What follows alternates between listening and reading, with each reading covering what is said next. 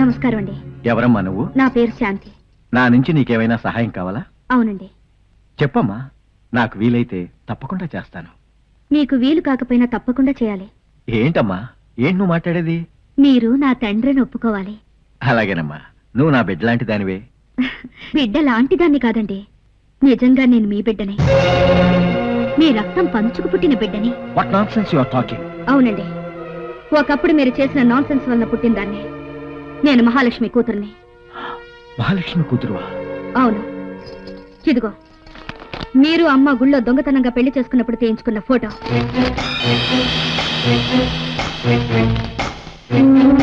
ఇన్నాళ్ళు ఏమైపోయావని మీరు నన్ను అడగొచ్చు.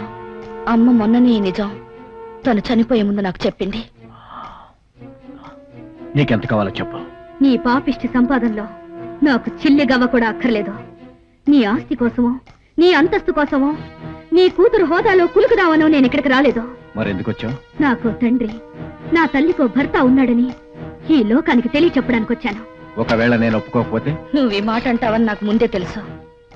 ఇదొక్కటే కాదు, నా దగ్గర ఇంకా చాలా రుజువులున్నాయి. వాటిని బయట పెట్టి నిన్ను బజారుకి ఎలా ఏడ్చాలో నాకు బాగా తెలుసు. వస్తాను. ఆగమ్మా, నాకు రుజువులు సాక్ష్యాలు అవసరం లేదు. నువ్వు నా బిడ్డవని ఒప్పుకుంటున్నాను అని నా దగ్గర కాదు, 10 మందిలో ఒప్పుకోవాలి. అలాగేనమ్మా, తప్పకుండా ఒప్పుకుంటాను. కాకపోతే నా పరిస్థితి కూడా ఒక్కసారి ఆలోచించు. రేపో మాపో ఎలక్షన్లు జరగబోతున్నాయి. ఈ టైంలో నాకు పెళ్లికి ముందే వేరే ఆవిడతో సంబంధం ఉందని, దానికి నీ అంత కూతురు కూడా ఉందని తెలిస్తే ప్రతిపక్షం వాళ్ళు దుమ్మెత్తిపోస్తారు. దాంతో పాలిటిక్స్లో నా ఫ్యూచర్ అంతమైపోతుందమ్మా. చూడమ్మా, ఒక్క 10 రోజులు టైం ఇవ్వు.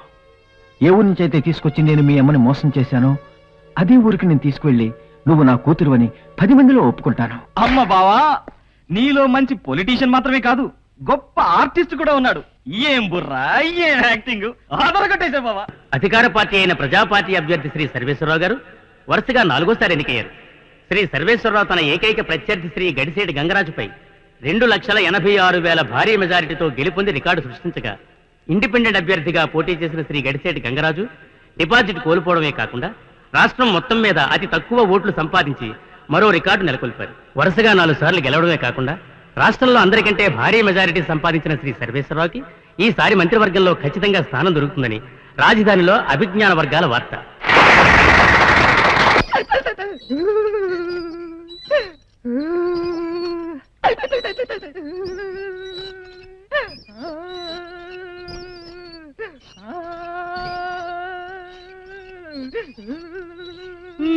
బాగుందండి మీ తండ్రి కొడుకుల వరుస. ఇప్పుడు ఏమైందని అంతలా బాధపడిపోతున్నారు? ఈ ఎలక్షన్ లో ఓడిపోతేనే వచ్చే ఏడాది పార్లమెంట్ ఎలక్షన్ ఉన్నాయిగా, అందులో ఏకంగా మీరు ఎంపీగా నెగ్గొచ్చు. నేను బాధపడేది ఓడిపోయినందుకు కాదు. ఏంటి, ఓడిపోయినందుకు నీకు బాధగా లేదా? ఎందుకు లేదు, ఉంది. కానీ అంతకంటే పెద్ద బాధ ఇంకోటి ఉంది. ఇంతకంటే పెద్ద బాధ? మన ఇంట్లో ఉన్న ఓట్లు 3, అందులో నాకు పడ్డ ఓట్లు 2. చెప్పండి, ఎవరు మీలో నన్ను మోసం చేసింది? ఎవరు నాకు ద్రోహం చేసింది? ఎవరు నన్ను వెన్నుపోటు పొడిచింది? నువ్వా? నువ్వా? తొండ గుర్తుకి బుర్ర గుర్తుకి జరిగిన ఈ సమరంలో, బట్ట బుర్రకి తొట్టి చేతికి జరిగిన సంగ్రామం, కడుపు మంటను నాకు మిగిల్చిన తీర్పు ఎప్పటికీ ఆగిపోనిది. ఇది నా రక్తమే.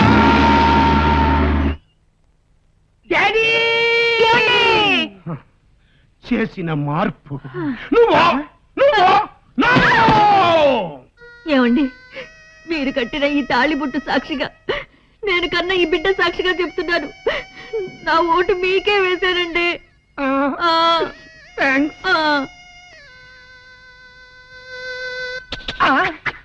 ఒరే నా అబ్బా, నీకిది ధర్మం కాదురా. నిన్ను ఎమ్మెల్యేని చేయడమే జీవిత జయంగా పెట్టుకున్న నన్నే అనుమానిస్తావా? నాకు జన్మనిచ్చిన నీ మీద ప్రమాణం చేసి మరీ చెప్తున్నాను, గురి చూసి మరీ గుద్దాను రా, తొండ గుర్తు మీద. తొండ గుర్తు మీద గుద్దావా? అవును. మన గుర్తు ఉడతారా అంటే నువ్వు ఉడత మీద గుద్దావా? మరి ఒరే నా ఉడతలు పట్టే డాడీ, ఉడత గుర్తు వాడిదిరా, తొండ గుర్తు మనది. నిజమా? కాదు, కళ. నాకు అప్పుడే అనుమానం వచ్చింది సుమా. తొండ జాంకాయ తింటమేంటా అని. తొండకి ఉడతకి తేడా తెలియని మీ మొహానికి రాజకీయాలు ఎందుకు గాని తడిగుడ్డేసుకుని తొంగండి. సర్వేశ్వరరావు గారికి, సర్వేశ్వరరావు గారికి, సర్వేశ్వరరావు గారికి, సర్వేశ్వరరావు గారికి, సర్వేశ్వరరావు గారికి. ఎన్నావంట్రా ఎన్నావా? నా కొట్టాల్సిన చేయాలి ఆడికి కొడతావారా? నువ్వేం బాధపడకు డాడీ, నిన్నెలాగూ మంత్రిని చేయలేకపోయాను, కనీసం మంత్రికి వీయగుణాలా చేస్తాను. ఇట్టని టైంలో జోకులు వేసి ఉంటే బాగుతో పొడుస్తా. ఇది జోక్ కాదు, పచ్చి నిజం. ఆ సర్వేశ్వరరావు గారు ఎలాగో మంత్రి అయిపోతాడు, నేను ఆడికి అల్లుండి అయిపోతాను. నీ టేస్ట్ చూస్తే పిల్లనివ్వడరా, పిల్లకాలలో వేసి తొక్కేస్తాడు. ఓరి ఫిరంగిన ఫాదరు, ఆ సంగతి నీకే కాదు నాకు తెలుసు. అందుకే ఆ పిల్ల ఒంటరిగా ఉన్న టైం చూసి ట్రాప్ చేసి రేప్ చేసి పడేస్తాను. ఎలా ఉంది నా మాస్టర్ బ్రెయిన్? అదే రేపు చేసినంత థ్రిల్లింగ్ గా ఉందిరా. నాటికి నువ్వు నా కొడుకు అనిపించావు. నేను మీ అమ్మని చేసుకుని కూడా ఇట్టగేగా. అవునా? అమ్మలా పోతే ఈ ఫేస్ చూసి పిల్లలు ఎవరిస్తా? సరే కానీ నువ్వు రేపుకి వాయిదా వేయకుండా అత్యంతగా చేసేసి నాకు కసి తిరిగిపోతాయి. అలాగే డాడీ, నీ తుట్టి చేత్తో నన్ను దీవించు. దీవించు, వెళ్ళి జయించు. తుంటి నా కొడక తప్పడిది కాదు, ఎత్తనం అట్లాంటిది.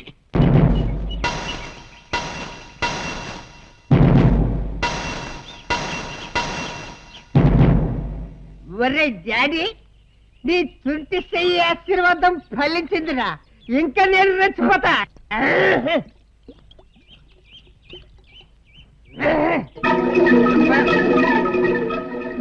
ఒళ్ళు గిస్సగిస్సలాడేనండి, జత కూడేనండి, మందు బాగా కొట్టేనండి, తెగ ఊగేనండి. శాంతి, శాంతిని కాదు. అరే మందు వేసుకున్నంత మాత్రాన నువ్వు శాంతివి కాదంటే నేను నమ్మేస్తున్నా? నువ్వు శాంతివే, నేను నిన్ను రేప్ చేస్తాను, నీ బాబుకి అల్లుడిని అయిపోతాను, నా బాబుని మంత్రి గారికి వ్యంకుణ్ణి చేస్తాను.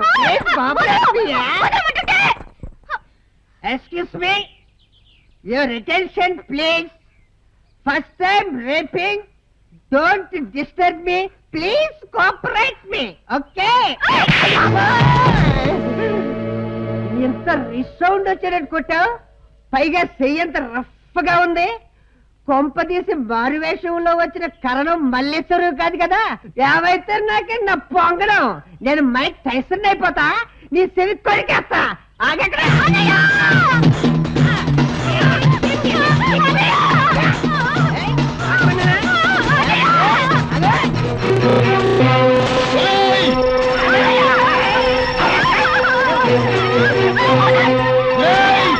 వచ్చారు? Excuse me.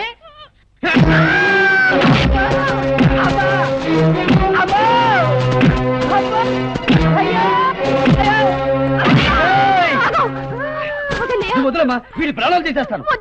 అతను వదిలే. చెల్లెమ్మ చెప్పింది కాబట్టి బతికిపోయావు, లేకపోతే నీ శవాన్ని కళ్ళ చూసుండేవాడిని. పోతలకి పంచాయతీలో పెట్టించి ఊరందరి చేత నిన్ను కుక్కర్ కొట్టించినట్టు కొట్టించకపోతే నా పేరు దేవుడే కాదు. వాడికి ఎలాగో పరువు లేదు. ఈ విషయం 10 మందికి తెలిస్తే 10 రకాలుగా మాట్లాడుకుంటారు. తాతయ్య గారు పరువు పోతుంది. అందుకే ఎవరికి చెప్పను మాట. ఎవరికి చెప్పను. మహాజనులారా, ఈ గ్రామ ప్రజలారా, ఈ ఘోరాలకు అంతం లేదా? ఈ అన్యాయాలకు ఆనకట్ట కట్టే నాదుడే లేడా అని ప్రశ్నిస్తున్నాను. ఆ రంకెలాపి జరిగిందేమిటో చెప్పు. రారా. అయ్యో అమ్మో, ఈ రోజు పొద్దున్నే లెగిసి ఎవరి ముఖం చూశారో ఏమో.